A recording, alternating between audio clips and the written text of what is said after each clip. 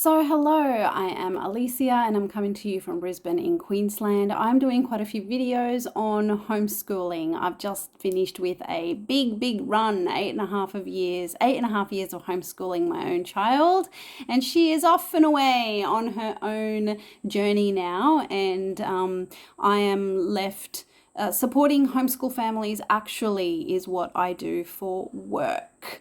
I am what would you call me? Like an activities facilitator for homeschool families, children, and or helping young people to reach their goals, and that's what I do at the moment. So I do have a bunch of knowledge running around in my head that I would like to share and put somewhere, so that's why I am doing these videos this afternoon. In typical ADHD fashion, I am doing one after the other today, because that's what's on my mind, and that's just needs to come out and just go somewhere. So here I am, and I hope I will be able to help you with this part of what this video is going to be about. So this particular video is about the part of the registration for homeschooling that requires you to put together a plan for your child's education, homeschool education, right? This is the part that actually takes up the most of your time and the most of your brain power, the most of your thinking, because now you've got to put together kind of an idea of what you're going to be doing with your child. If your child's been at school, you're probably in the mindset of, well, my child does all these different subjects. Just go with that for now. Homeschooling isn't just about subjects, but that can come later once you've settled nicely into the journey of homeschooling and you've had a couple of years under your belt, and you start to see that learning can take all forms and all kinds, and all kinds of journeys, and can be amazing, and it doesn't have to be just completing subjects. But just please work with that for now. If your child has been at school and you understand the school system and your mind is going English, math, science, history, just go with that for now. It is wonderful, and do that now. Do that for now. All right, so what you need to know is that, first of all, you're not a teacher. You won't know what your child, in whatever grade they are, is meant to have achieved by the end of year 3 or by the end of year 5 or year 8 or year 10, right? No matter when you've moved over to homeschooling, you're just not going to know that. You're not a teacher. And guess what? The homeschool department knows that as well. So you're not actually expected to write down a whole plan in great detail and aligning it with the Australian curriculum or anything like that. You'll probably want to, because especially if your children have been at school, you'll probably want to, because that's what we know, and that just makes sense to us. So just go with that. But just please know that you don't have to. All you need to know, really, if you're going to write down about, in maths, English, science, history, whatever other subjects you would like to include, art, etc., is what you would like your child to learn next. Or if you really do know what you'd like them to be doing by the end of the year, write that down as well.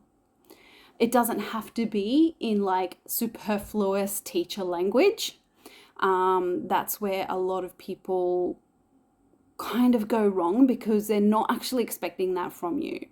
If you happen to be a teacher, which many homeschool parents are, great, go for gold. Again, though, I would say they're not expecting you to be a teacher. You studied and probably taught classrooms of 25 to 30 children. That's not what you'll be doing with homeschooling. So I have seen people make the mistake, like actually teachers make the mistake, or even student teachers make the mistake of thinking that they're going to do exactly what they were doing in the classroom or what they were learning in their studies. They're going to do exactly that with their children. And then I've watched them move away from all of that anyway. So if that's what you know, though, get started with that. By all means, get started with that. I am no guru here. I'm just sort of letting you know that it will likely change, because as you will notice along the way, that it's it's like chalk and cheese. The experience and the knowledge that you need is chalk and cheese. But for now, just work with what you have, work with your knowledge, work with the expectations that you're used to. It's all good, all good. But also know that they're not expecting that from you as a home educating parent. All right, so for example, I'm going to give you an example. If your child is going into grade 2 and maybe they know some sight words and they're starting to learn level 1 readers, and you're thinking, well, by the end of the grade 2, I would like them to be up to level 2 or 3 readers, then write that down. If you have no idea about these levels, maybe you're going to write down that you would like your child to be reading up to 5 sentences rather than 1, and things like that. Just put it in your own language. This is the most important thing.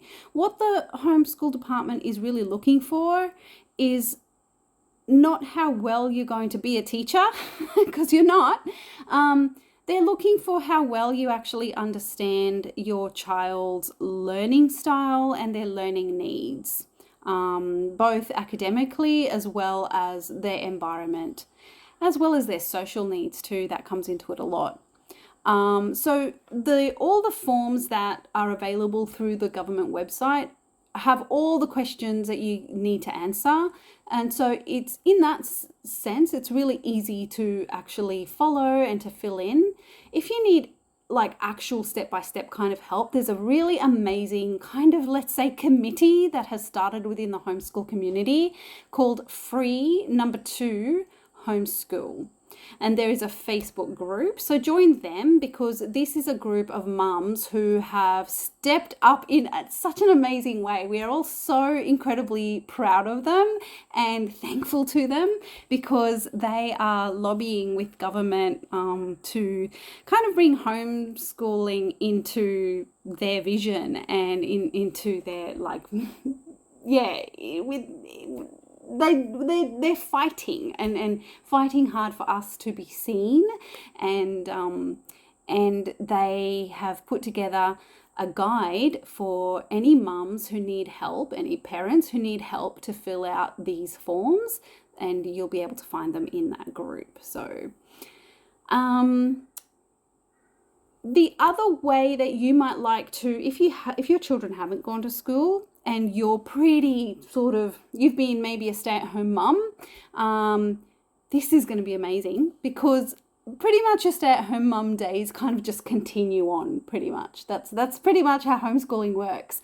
Imagine that child who's been with mum at home doing all kinds of activities, Play-Doh, baking, painting, going out to the park, building Lego together, never ever went to school. Eventually that child is going to start focusing on the things they really want to learn on. And for some children, maybe they have a love of music. Other children might have a love of maths and science. Other children might have a love of sewing and crocheting. And so that's what a homeschooled child that has always homeschooled has the privilege of doing on their journey, is just focusing on the things that they love. And that's how you can write down your plan. You can say, well, my child has these interests and these are the things we're going to be doing to expand that interest. We're going to learn the history of sewing, and we're going to learn all the parts of a sewing machine, and we're going to make a dress this by the end of the year with the sewing machine. We're going to go to the museum that's putting on an exhibition about the fashion industry in September, and all of this. These are all things you can throw in. We're going to watch videos about sewing, and we're going to you could do so much just with sewing alone. It's all at the front of my head because my daughter had an interest in sewing, and I sort of pushed that.